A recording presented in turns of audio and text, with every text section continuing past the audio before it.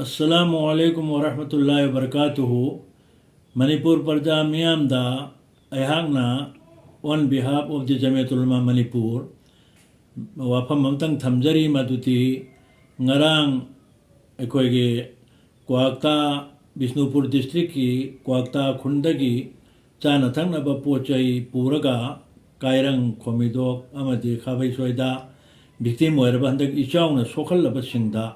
हाइदी चा था खरा पीनविदमता पूरगा चटप मतमदा कायरंगदा थोखनिंगदब थौदो खरा थोखरे थोखेबसी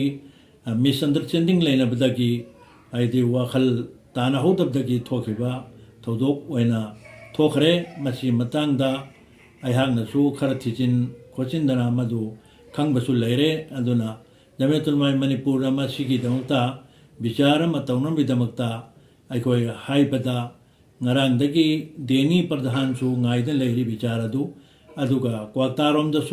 haidana hoji moi khanadan leiri aduna jamiyatul ulama manipurna masi matangda aiko overall control tawraga faisla ama tawnomidamakta yam kanna sinlang honari aduna nakal eloidagi atopa site tagi atopa organization atopa miyoi haidi baire loiba aikoigi press briefing nota thato piraktana ba ayangna प्रजा मियामदा अमदी CSO सिंग लेरिब सिंगदा